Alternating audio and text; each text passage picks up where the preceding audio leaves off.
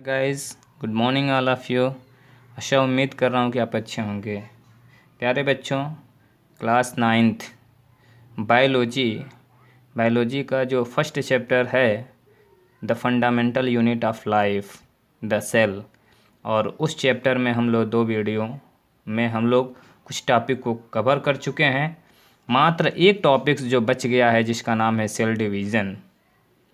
Cell division के बारे में आज हम लोग डिस्कस करेंगे। इसके पिछले वीडियो में हम लोगों ने टाइप ऑफ सेल्स और सेल ऑर्गेनेल्स, जिसमें माइटोकॉन्ड्रिया, राइबोसोम, लाइसोसोम्स है ना, ये तमाम प्रकार के सेल ऑर्गेनेल्स, उसके स्ट्रक्चर, उसके फंक्शन को हम लोग पढ़े। और ये अंतिम टॉपिक्स है जिसका नाम है सेल डिवीज़न। काफ़ी इम्पोर्टेंट प्यारे बच्चों सेल डिवीज़न भी है। सेल डिवीज़न का मतलब होता है सेल फॉर्मेशन। आप सेल डिवीज़न को सेल फॉर्मेशन भी कह सकते हैं प्यारे बच्चों। सेल फॉर्मेशन, डिवीज़न का मतलब फॉर्मेशन। जब सेल डिवीज़न करेगा तभी सेल नए सेल बनते हैं, उसी को फॉर्मेशन कहते हैं। जैसे ग्रोथ होती है प्यारे बच्चों, हम लोग छोटे होते हैं, कुछ समय के बाद हम लोग बड़े होते हैं। इसका मतलब कि हम लोग की बॉडी में नंबर ऑफ़ सेल जो हो रहे हैं इंक्रीज कर रहे हैं, और वो जो नए सेल आ रहे हैं वो पुराने सेल से ही आ रहे हैं। तो ये किस कारण हो रहा है प्यारे बच्चों? ये सेल डिवीज़न के कारण होता है, या उसी को हम लोग सेल का फॉर्मेशन कहते हैं। जैसे एक सेल है और एक सेल ग्रोथ करेगा आगे, और फिर ये डिवाइड हो जाएगा, 2 सेल बना लेगा। इसी को हम लोग कहते हैं सेल का डिवीज़न या सेल का फॉर्मेशन। चलिए इसके डिफिनीशन को मैं यहाँ लिखा हूँ, थोड़ा आप इसके डिफिनीशन को भी पढ़िए, समझने की कोशिश कीजिए कि सेल डिवीज़न क्या होता है। लिखा कि it is a process by which cell, कौन सा cell? Parent cell produce daughter cells and increase its number. प्यारे बच्चों, सेल डिवीज़न वह प्रोसेस है जिसमें पेरेंट सेल यानी पुराने सेल जो पहले से उपस्थित होते हैं, पहले से प्रेजेंट होते हैं लिविंग ऑर्गेनिज्म को में, उसे हम पेरेंट सेल कहते हैं। पेरेंट सेल से ही नए सेल का निर्माण होता है जिसे हम डॉटर सेल कहते हैं प्यारे बच्चों। जैसे फॉर एग्जांपल, अगर ये पहले से सेल वो प्रेजेंट है तो इसे हम पेरेंट सेल कहेंगे, और इसी पेरेंट सेल से आगे डिवीज़न होगा तो ये 2 सेल बनेगा तो इसे हम डॉटर सेल कहेंगे। तो पेरेंट सेल से डॉटर सेल के बनने की प्रोसेस को ही हम लोग सेल डिवीज़न कहेंगे या सेल फॉर्मेशन कहेंगे। देख लीजिए प्यारे बच्चों, it is a process by which cell, कौन सा cell? Parent cell produce daughter cells and increase its number. Cell का डिवीज़न होगा यानी सेल का फॉर्मेशन होगा तो सेल की संख्या बढ़ेगी, और इसी प्रोसेस को कहते हैं cell division. Cell division mainly 2 types के हैं, एक है माइटोसिस और एक होता है मियोसिस। माइटोसिस को कैसे डिफाइन करेंगे प्यारे बच्चों? Mitosis occur in all cells. प्यारे बच्चों, माइटोसिस के जरिए भी सेल का डिवीज़न होता है, मियोसिस के जरिए भी सेल का डिवीज़न होता है, लेकिन इन दोनों में डिफरेंस है प्यारे बच्चों। Mitosis occur in all cells, जैसे प्यारे बच्चों बॉडी का जो भी सोमैटिक सेल है, मसल सेल हुआ, बोन सेल हुआ, स्किन का सेल हुआ, तमाम प्रकार का जो सेल है, जो सोमैटिक सेल है, जो बॉडी से रिलेटेड सेल हैं, उनमें ये सेल डिवीज़न होता है जिसको हम माइटोसिस कहते हैं। Parent cell produce 2 daughter cells. Mitosis में क्या होता है कि जो पेरेंट सेल होते हैं उससे 2 डॉटर सेल का निर्माण होता है। ये जैसे पेरेंट सेल है और इस पेरेंट सेल से 2 डॉटर सेल का निर्माण होता है। किसमें? माइटोसिस में।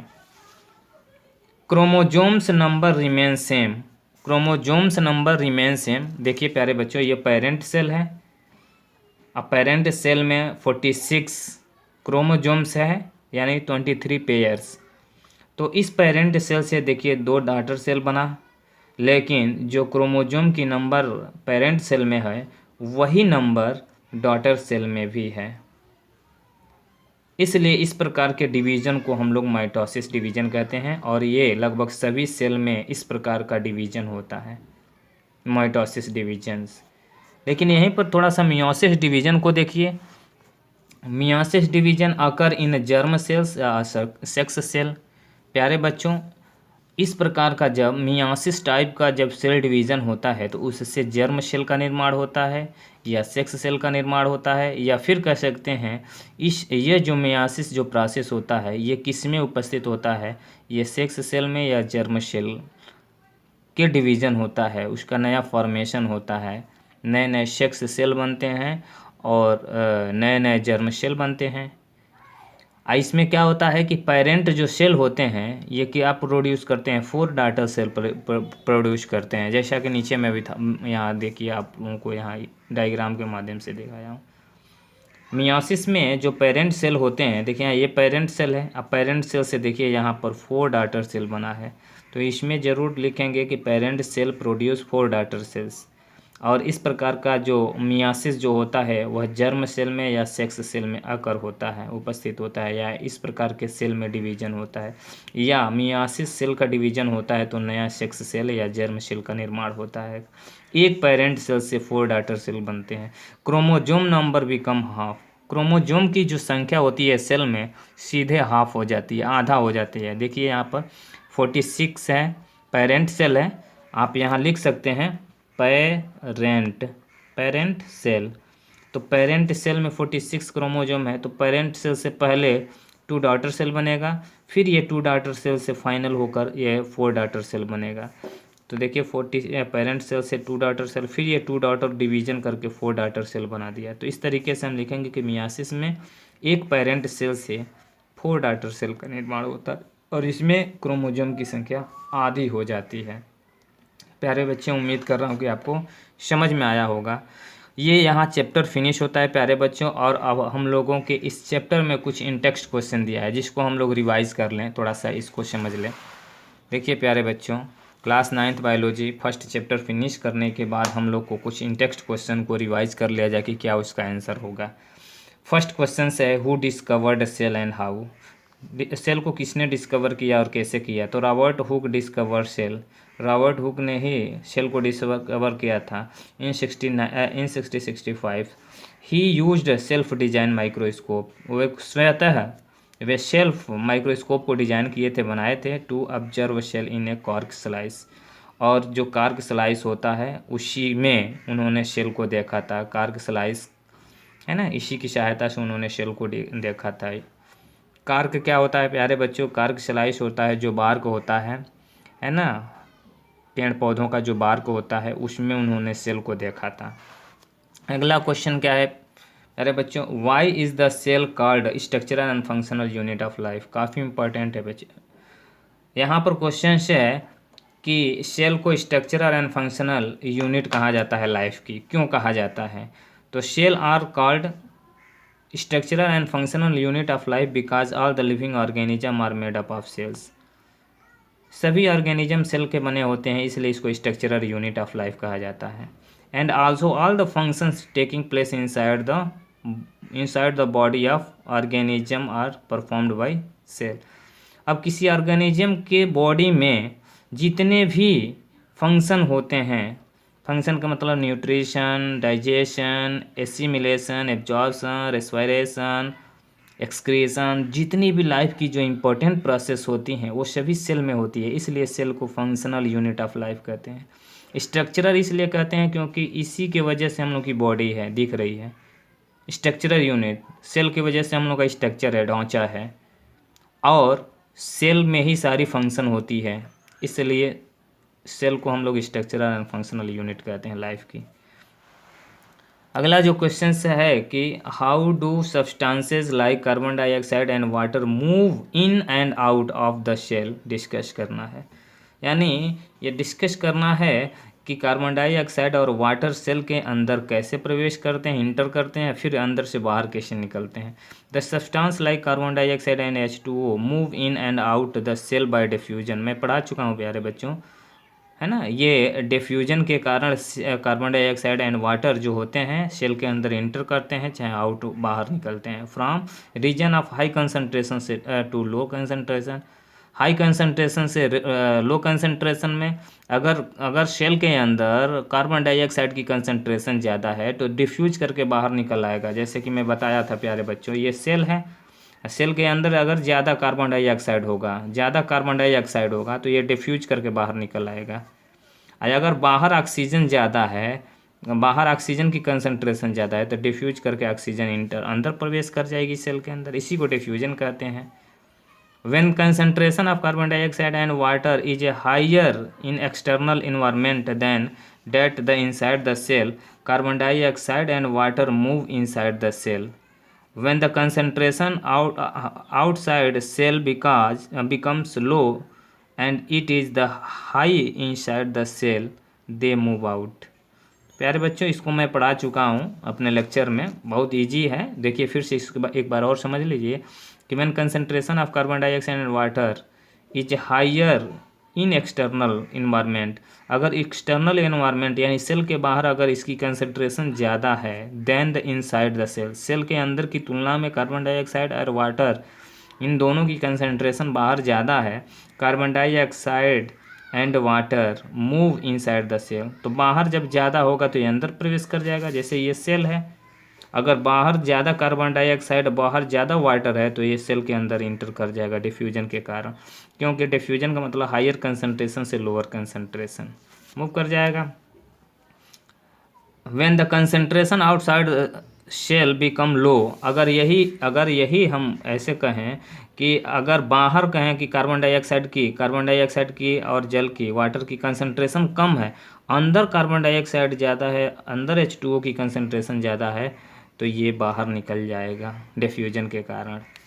तो लिखा गया है कि when the concentration outside the cell becomes low and it is high inside the cell, they move out, तो वो बाहर निकल जाते हैं, इसी को कहते हैं। हाँ, अगला क्वेश्चन है कि why is the plasma membrane called a selectively permeable membrane. Plasma membrane को सेलेक्टिवली परमिएबल मेम्ब्रेन कहते हैं। क्यों चयनात्मक झिल्ली कहते हैं सेल का प्लाज्मा मेम्ब्रेन को? Plasma membrane called a selectively permeable membrane because it is regulate the movement of substance in and out of the cell. प्यारे बच्चों, ये सेल का अगर ये सेल है, सेल का ये अगर प्लाज्मा मेम्ब्रेन है तो ये कंट्रोल करता है, रेगुलेट करता है कि किस प्रकार के मटेरियल को अंदर आना है, किस प्रकार के मटेरियल को बाहर जाना है। ये प्लाज्मा मेम्ब्रेन का काम है। Regulate the movement of substance in and out of the cell, किस प्रकार के पदार्थ को अंदर आना है, किस प्रकार के सब्सटेंस को बाहर निकलना है। This means that plasma membrane allow the entry of only some substances and prevent the movement of some other materials. कुछ ही मटेरियल को अंदर आने देता है और कुछ मटेरियल को बाहर जाने देता है, क्योंकि वो सेलेक्ट करके अंदर आने देता है, सेलेक्ट करके बाहर जाने देता है, इसलिए प्लाज्मा मेम्ब्रेन को सेलेक्टिवली परमिएबल मेम्ब्रेन कहते हैं।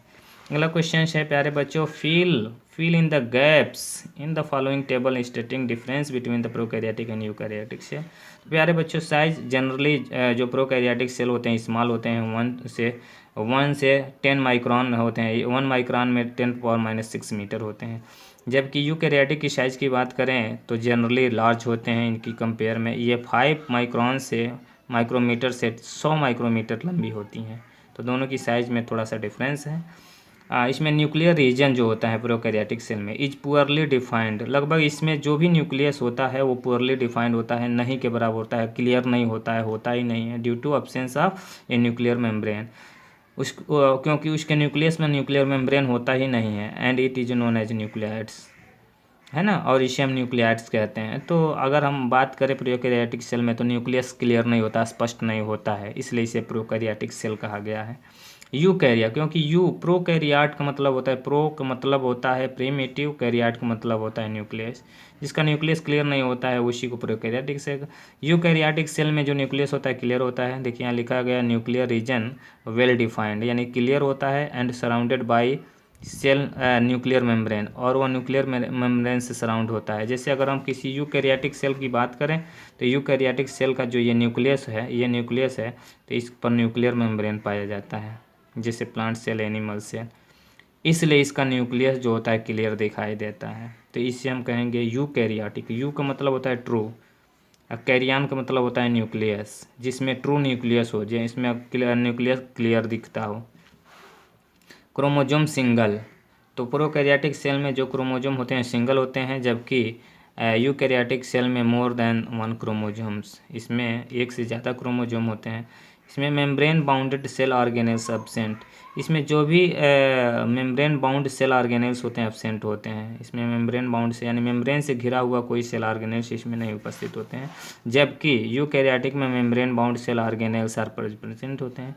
इसमें मेम्ब्रेन से बाउंडेड कुछ सेल ऑर्गेनेल्स जैसे माइटोकॉन्ड्रिया, लाइसोसोम, राइबोसोम्स या जो भी कहें, इसमें क्लोरोप्लास्ट की बात करें, है ना, न्यूक्लियस की बात करें, तो इसमें membrane bound cell organelles present होते हैं यूकैरियोटिक सेल में। अगला जो क्वेश्चन है प्यारे बच्चों, can you name the 2 organelles we have studied that contain their own genetic materials. कहने का मतलब कि सेल में सेल ऑर्गेनेल्स का नाम बताना है, 2 सेल ऑर्गेनेल्स का नाम बताना है। इसका आप स्टडी भी कर चुके हैं। क्या करता है, that contain their own genetic material, जिसके पास खुद का जेनेटिक मटेरियल होता है यानी डीएनए। तो माइटोकॉन्ड्रिया है और प्लास्टिड है, इनके पास खुद का डीएनए और खुद का डीएनए होते हैं दोनों के पास। डीएनए को ही हम जेनेटिक मटेरियल्स कहते हैं। तो माइटोकॉन्ड्रिया में और प्लास्टिड में, इन दोनों सेल ऑर्गेनेल्स में खुद का जेनेटिक मटेरियल्स होता है। प्यारे बच्चों, अगला क्वेश्चन देखिए। अगला क्वेश्चन है कि if the organism of cell is destroyed, अगर if the organization of a cell is destroyed, अगर सेल के ऑर्गेनाइजेशन को डिस्ट्रॉय कर दिया जाए, नष्ट कर दिया जाए, due to the some physical और केमिकल इन्फ्लुएंस, कुछ फिजिकल या कुछ केमिकल इन्फ्लुएंस के कारण, तो व्हाट विल हैपन, तो क्या होगा। यानी सेल के अंदर जो भी ऑर्गेनाइजेशन है सब मिलकर, माइटोकॉन्ड्रिया, राइबोसोम, लाइसोसोम्स, न्यूक्लियस, ये सभी मिलकर ऑर्गेनाइजेशन करके, संगठित करके सेल का निर्माण किए हैं। यदि उनको हम डिस्ट्रॉयड कर दें, नष्ट कर दें, उनके ऑर्गेनाइजेशन को डिस्टर्ब कर दें, तो सेल का क्या होगा, इसी का आंसर देना है प्यारे बच्चों।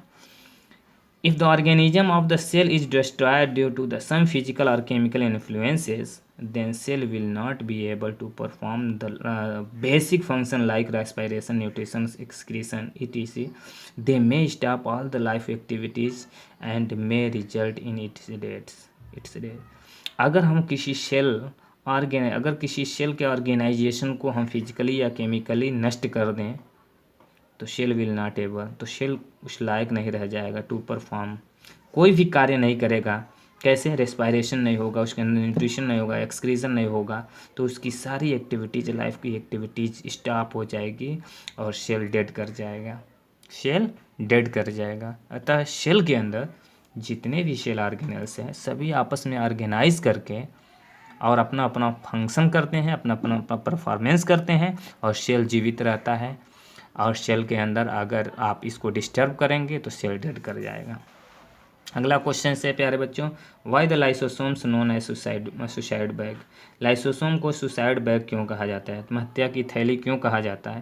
Lysosomes are called suicide bag because in case of disturbance, अगर सेल को डिस्टर्ब हो गया, कोई इन्फ्लुएंस कर दिया, कोई आघात हो गया, चोट लग गया उसको बाहर से, ऑफ देयर सेलुलर मेटाबॉलिज्म, तो उसकी जो भी सेलुलर मेटाबॉलिज्म है, उस सेल के अंदर जो भी सेल से संबंधित अभिक्रियाएं हो रही है, रिएक्शन हो रहा है, फिजिकल केमिकल जो भी चेंजिंग हो रही है, they digest their own cell by the releasing own enzymes. तो लाइसोसोम्स के पास खुद का एंजाइम्स होता है, जिसे एंजाइम को रिलीज कर देगा, जिसे हम डाइजेस्टिव एंजाइम कहते हैं, और सेल उसमें घुल जाता है, नष्ट हो जाता है, ताकि दूसरा सेल डिस्टर्ब ना हो। तो ये खुद आत्महत्या कर लेता है सेल अपने लाइसोसोम्स के द्वारा। लाइसोसोम्स में एक डाइजेस्टिव एंजाइम्स होता है, अगर उस सेल को बाहर से कहीं चोट लग गया, बाहर से कहीं डिस्टरबेंस हो गया, तो वह सेल में लाइसोसोम्स होता है, लाइसोसोम्स में डाइजेस्टिव एंजाइम होते हैं, डाइजेस्टिव एंजाइम को सेक्रेट करके सेल के अंदर जो भी सेल ऑर्गेनेल्स है, जितने मटेरियल्स है, उसको सबको डाइजेस्ट करके सेल अपने आप को नष्ट कर लेता है, ताकि दूसरा सेल किसी प्रकार से डिस्टर्ब ना हो। अगला क्वेश्चन है प्यारे बच्चों, where are proteins synthesize inside the cell. Cell के अंदर, सेल में प्रोटीन का सिंथेसाइज कहाँ होता है। सिंथेसिस का मतलब निर्माण होना, बनना। तो सेल में प्रोटीन का सिंथेसिस काफ़ी इंपॉर्टेंट है प्यारे बच्चों। The proteins are synthesize in the ribosomes inside the cell. Cell में राइबोसोम्स होते हैं, और राइबोसोम्स ही जो होता है वो प्रोटीन को सिंथेसाइज करता है। काफ़ी इंपॉर्टेंट क्वेश्चन है। इसके बाद प्यारे बच्चों अगला हम लोग का जो क्वेश्चन है एक्सरसाइज का क्वेश्चन हमें हल करना है। एक्सरसाइज का पहला क्वेश्चन है कि make a comparison and write down way in which plant cells और different from animal cell. Plant cell को और एनिमल सेल में डिफरेंस दिखाना है प्यारे बच्चों। देखिए animal cell, plant cell. Animal cell they do not have cell wall. Animal cell में कोई सेल वॉल नहीं होता है प्यारे बच्चों, जबकि प्लांट सेल में सेल वॉल होता है और सेल वॉल जो होता है सेलुलोज का बना होता है, made up of cellulose. Animal cell they do not have chloroplast. तो एनिमल सेल में क्लोरोप्लास्ट नहीं होता है क्योंकि ये फोटोसिंथेसिस की प्रोसेस करता नहीं, ऑटोट्रॉप्स तो है नहीं, ऑटोट्रॉप्स है तो इसमें क्लोरोप्लास्ट एब्सेंट होते हैं। जबकि प्लांट सेल में कहेंगे तो दे कंटेन क्लोरोप्लास्ट, इनमें क्लोरोप्लास्ट होता है। Animal cell they have centrosomes. Animal cell में सेंट्रोसोम्स होते हैं, जबकि प्लांट सेल में they do not have centrosome, जबकि प्लांट सेल में सेंट्रोसोम नहीं होते हैं। Vacuoles are similar in size. तो बिल्कुल स्मॉलर इन साइज। अगर एनिमल में देखें प्यारे बच्चों तो जो वाइक्यूल्स होते हैं प्यारे बच्चों यहाँ देख लीजिए, अगर हम एनिमल सेल की बात करें और अगर हम प्लांट सेल की बात करें तो एनिमल ये न्यूक्लियस है दोनों का, ये इसमें इसका न्यूक्लियस प्यारे बच्चों इसमें जो होता है इसमें वैक्यूल्स छोटे छोटे होते हैं एनिमल सेल में। जबकि प्लांट सेल की अगर हम बात करें तो प्लांट सेल में ये जो वैक्यूल्स होता है बहुत ज़्यादा लार्ज होता है, बड़ा होता है। इस कारण इसका न्यूक्लियस थोड़ा सा साइड में आ जाता है, सेंटर में न रखा थोड़ा सा साइड में आ जाता है। तो ये वैक्यूल्स है प्यारे बच्चों। प्लांट सेल का वैक्यूल्स काफ़ी बड़ा होता है, जबकि एनिमल सेल में छोटे छोटे वैक्यूल्स होते हैं। वही यहाँ पर लिखा गया है कि अगर एनिमल सेल में देखें तो vacuoles are smaller in size, जबकि इसमें vacuoles are large in size. इसमें lysosomes are larger in number. इसमें लाइसोसोम्स बड़े साइज का होता है, जबकि lysosomes are absent are very few in number. या तो होते हैं लेकिन बहुत ही फ्यू नंबर में होते हैं। इसमें प्रोमिनेंट गालजाई बॉडीज आर प्रेजेंट। इसमें गालजाई जो बॉडी होते हैं प्रोमिनेंट होते हैं, अर्लियर होते हैं, उतना डेवलप नहीं होते हैं जितना कि प्लांट सेल का गालजाई होते हैं। इसमें देखिए subunits of Golgi bodies known as dictyosomes are present. तो गालजाई बॉडी के कुछ एक सब यूनिट होते हैं, डेक्टियोसोम्स इसमें प्रेजेंट होते हैं। प्यारे बच्चों इसे पढ़ लेंगे। अगला क्वेश्चन है how is prokaryotic cell difference from eukaryotic. अब प्रोकैरियोटिक यूकैरियोटिक में क्या डिफरेंस है प्यारे बच्चों। यहाँ देखिए मोस्ट प्रोकैरियोटिक्स आर यूनिसेलुलर। अगर प्रोकैरियोटिक सेल की बात करें तो मैक्सिमम यूनिसेलुलर होते हैं ऑर्गेनिज्म, जबकि मोस्ट यूकैरियोट्स आर मल्टीसेलुलर। अगर मैक्सिमम देखें तो यूकैरियोटिक सेल जो होते हैं मल्टीसेलुलर होते हैं। Size of cell generally small होते हैं, 0.5 से 5 माइक्रोमीटर होते हैं, जबकि ये लार्ज साइज के होते हैं, जनरली 50 से 100 माइक्रोमीटर के होते हैं। इसमें nuclear region is poorly defined due to absence of nuclear membrane. इसमें जो इसके न्यूक्लियर रीजन जो होते हैं पुअरली होते हैं, एब्सेंट होते हैं, एब्सेंस होते हैं क्योंकि न्यूक्लियर मेम्ब्रेन एब्सेंट होता है। Are cell likes true nucleus. या तो इसमें सेल एब्सेंट इसके सेल के न्यूक्लियस एब्सेंट होते हैं। इसमें nuclear region is a well defined. इसका न्यूक्लियर रीजन होता है काफ़ी स्पष्ट होता है and surrounded by the nuclear membrane. और वह सराउंडेड क्या होता है न्यूक्लियर मेम्ब्रेन से घिरा होता है इसका न्यूक्लियस यूकैरियोटिक सेल का। अगला डिफरेंस देखिए कि it contain a single chromosomes. इसमें सिंगल क्रोमोजोम्स होते हैं, जबकि it contain more than 1 chromosomes. इसमें एक से अधिक क्रोमोजोम्स होते हैं। Nucleus is absent. यूकैरियोटिक में न्यूक्लियस एब्सेंट होते हैं, जबकि प्रोकैरियोटिक में देखिए न्यूक्लियस इज प्रेजेंट। ये देखिए न्यूक्लियस इज एब्सेंट, ये प्रोकैरियोटिक सेल में न्यूक्लियस एब्सेंट होता है, जबकि न्यूक्लियस इज प्रेजेंट यूकैरियोटिक में न्यूक्लियस प्रेजेंट होता है। ये देखिए प्रोकैरियोटिक में क्या कर रहा है, membrane bound cell organelles such as plastid mitochondria, endoplasmic reticulum, Golgi apparatus etc are absent. प्यारे बच्चों अगर प्रोकैरियोटिक सेल की बात करेंगे तो मेम्ब्रेन बाउंड सेल ऑर्गेनेल्स जैसे कौन कौन, plastid mitochondria, endoplasmic reticulum, Golgi apparatus etcetera are absent होते हैं प्रोकैरियोट, जबकि ये सभी they are present in eukaryotic cell. ये यूकैरियोटिक में सभी प्रेजेंट होते हैं। Cell division occur through binary fission. जो प्रोकैरियोटिक सेल में जो सेल डिवीजन होता है वो बाइनरी फिजन के द्वारा होता है। जैसे इसका एग्जांपल अगर कोई पूछे प्रोकैरियोटिक सेल का तो ब्लू ग्रीन एल्गी का एग्जांपल आप देंगे। ब्लू ग्रीन एल्गी जो होते हैं वो प्रोकैरियोटिक सेल होते हैं, जबकि यूकैरियोटिक सेल में जो भी सेल डिवीजन जो होता है माइटोसिस टाइप्स का होता है, और इसमें जो होते हैं यूकैरियोटिक सेल में फंजाई आ जाएगा, प्लांट्स आ जाएंगे, एनिमल्स आ जाएंगे। तो ये काफ़ी इंपॉर्टेंट है प्यारे बच्चों। अगला जो क्वेश्चन है, अगला क्वेश्चन है कि व्हाट वुड हैपन, क्या होगा इफ़ द प्लाज्मा मेम्ब्रेन रेप्चर्ड और ब्रेक डाउन्स, अगर प्लाज्मा मेम्ब्रेन को नष्ट कर दिया जाए या ब्रेक डाउन कर दिया जाए, निकाल दिया जाए, तोड़ दिया जाए, तो क्या होगा सेल का। If the plasma membrane of the cell is ruptured then cell will dies, तो सेल डाई कर जाएगा, मर जाएगा, डेड कर जाएगा। The plasma membrane regulate movement of substances in and out of the cell by diffusion और osmosis, तो जो प्लाज्मा मेम्ब्रेन होते हैं सेल का, वो डिफ्यूजन या ऑस्मोसिस के जरिए कुछ मटेरियल्स को अंदर ले जाते हैं और अंदर से बाहर ले जाते हैं, और सेल के अंदर जो भी सेलुलर एक्टिविटीज़ होती है वो मेंटेन रहती है। अगर हम प्लाज्मा मेम्ब्रेन ही नष्ट कर देंगे तो फिर हमारा सेल डेड कर जाएगा। Thus if the plasma membrane is ruptured the cell might leak out its constant, तो जब प्लाज्मा मेम्ब्रेन ही हटा देंगे तो उसके अंदर का जो भी मटेरियल है लीक कर जाएगा, बाहर आ जाएगा और सेल डेड कर जाएगा। अगला क्वेश्चन है कि what would happen to the life of the cell if there was no Golgi apparatus, what would happen to life of a cell, एक सेल के लाइफ का क्या होगा जब उस सेल के अंदर से गोल्गी एपैरेटस को निकाल दिया जाए या नहीं पाया जाता है, तो क्या होगा सेल का। तो if there was no Golgi apparatus in the cell the most activities performs by Golgi apparatus will not take place, अगर गोल्गी एपैरेटस को निकाल दिया जाए सेल से या न हो तो मैक्सिमम मोस्ट एक्टिविटीज़ उसके अंदर नहीं होगा, यानी मैक्सिमम जो एक्टिविटीज़ सेल के अंदर होता है वो नहीं होगा। क्या क्या नहीं होगा, membrane of Golgi apparatus are often connected to endoplasmic reticulum, तो गोल्गी एपैरेटस का जो भी मेम्ब्रेन है वो एंडोप्लाज्मिक रेटिकुलम से अटैच होता है, कनेक्ट होता है।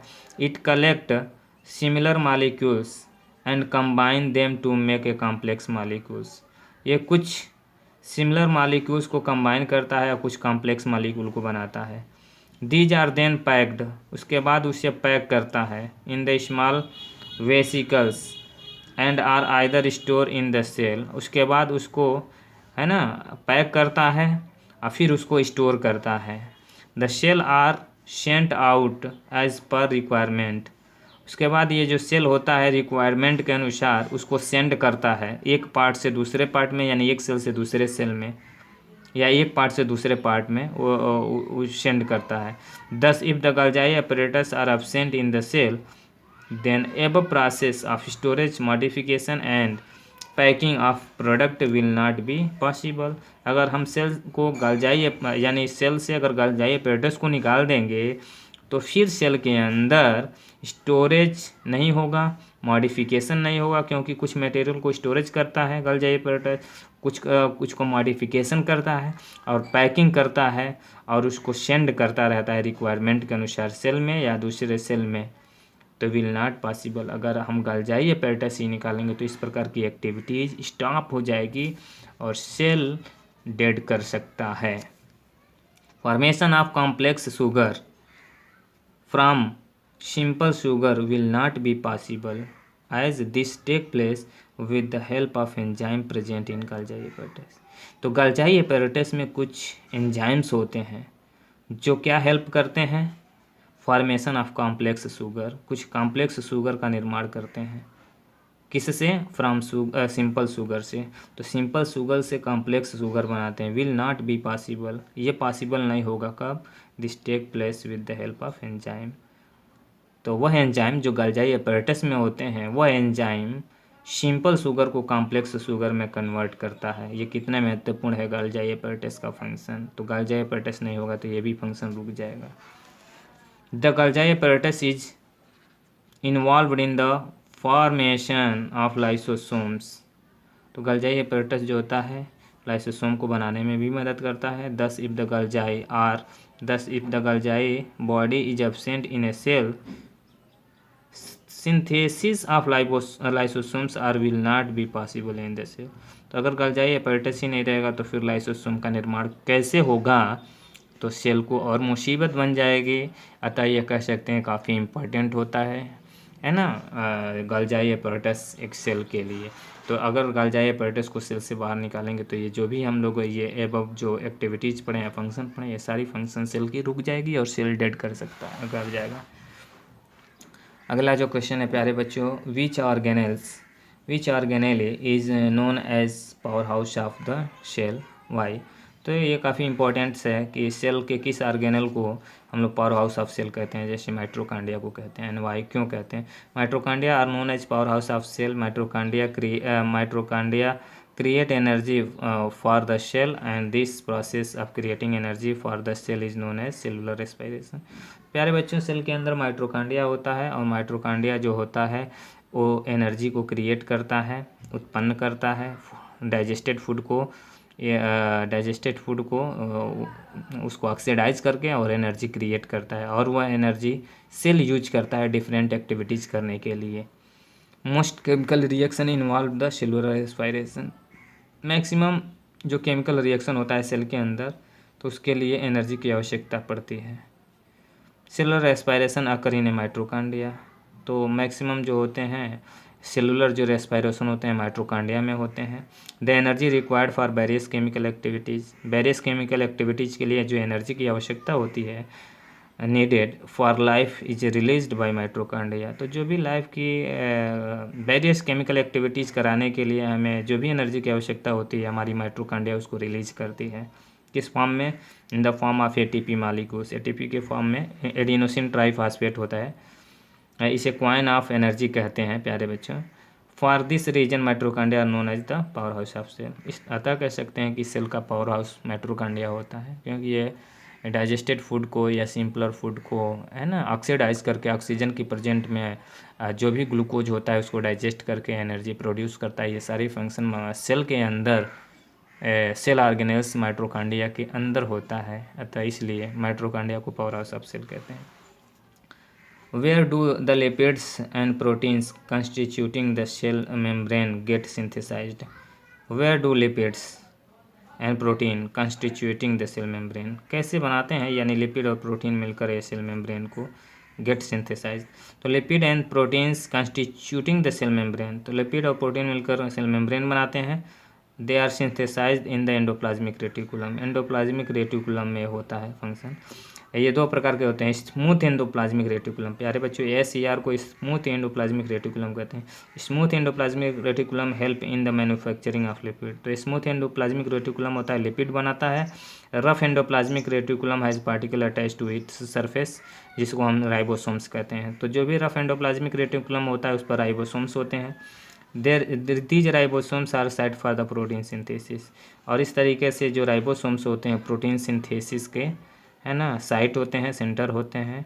तो राइबोसोम होते हैं, प्रोटीन का सिंथेसिस करते हैं, है ना। इस तरीके से ये दोनों मिलकर प्लाज्मा मेम्ब्रेन के निर्माण में मदद करते हैं, क्योंकि प्लाज्मा